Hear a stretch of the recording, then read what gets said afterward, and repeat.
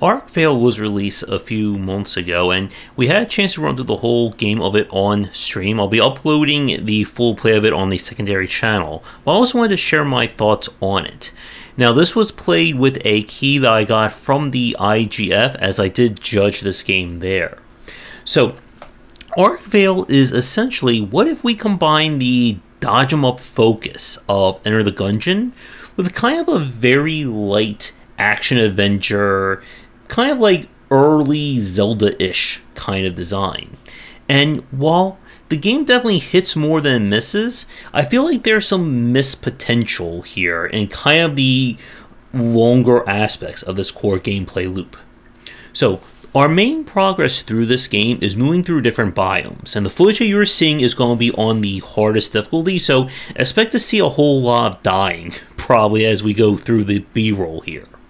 But each biome is made up of different enemies, different resources that you can collect, which in turn will let you craft newer and better gear.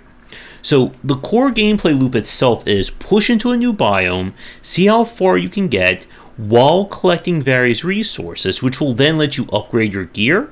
Upgraded gear will let you kill more, let you move further in, rinse and repeat. Now, the game does also have dungeons that feature kind of light movement-based puzzles, as well as boss fights. And the boss fights can certainly be a challenge with their random patterns. The kind of breadth of this game comes in the form of lots and lots of incremental upgrades. Every fountain that you saw on the minimap is a upgrade of your armor. Each one you collect will gain you 1 point.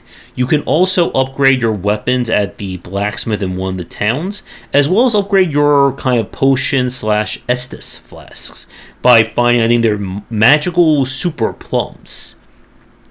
So, kind of the customization of Archvale comes in with the different weapons. They're associated to 3 broad categories of melee, range, and magic.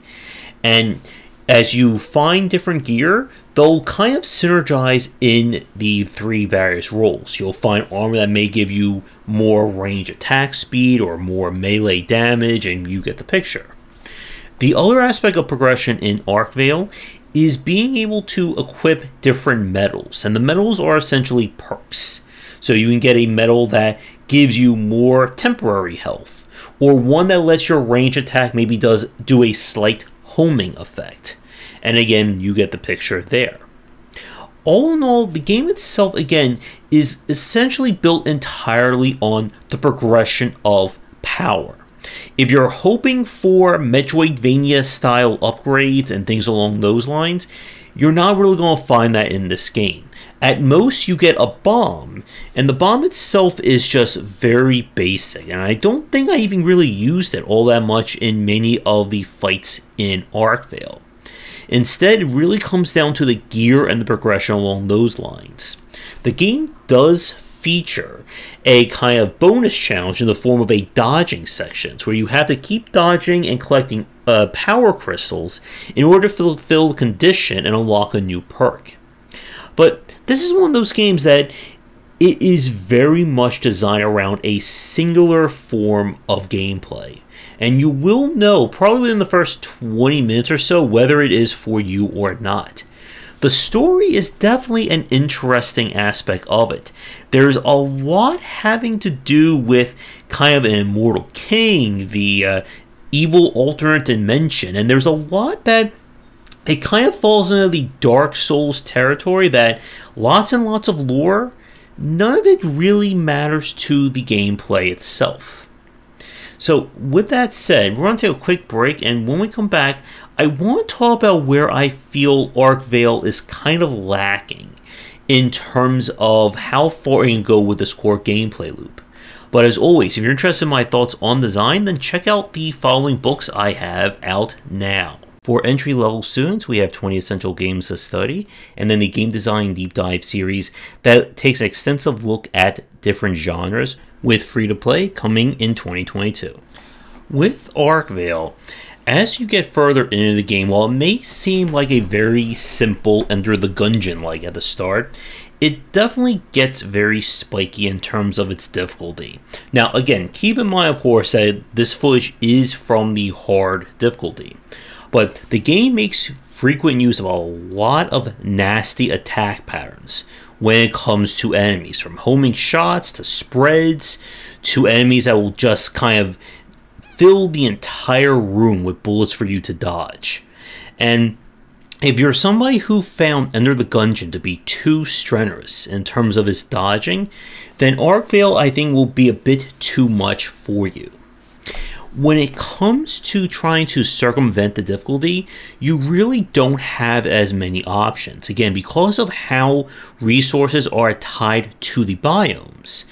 Once you start making progress and getting access to really good stuff, you're not going to find anything else that's going to help you. And the game has a lot of sections where it just feels like all of a sudden you're going to just get wiped out immediately in terms of the amount of bullet spread that's happening on screen. And this can certainly be seen when it comes to the boss fights. Several of the boss fights are not bad, but there are a handful that are just incredibly nasty in terms of their patterns and what you need to do to beat them. The final boss in particular is just a massive random pattern fight, and the only reason I actually managed to beat it was because on the final attempt, the game or the boss just did not use his nastiest attacks for that final one that I did. If you're hoping for additional things to do in this world, outside of the dodging challenges, there really isn't anything else, and it kind of feels like a missed opportunity not to have secrets or bonus challenges or things along those lines. But again, when it comes to Archvale, this is very much a game built on a singular idea.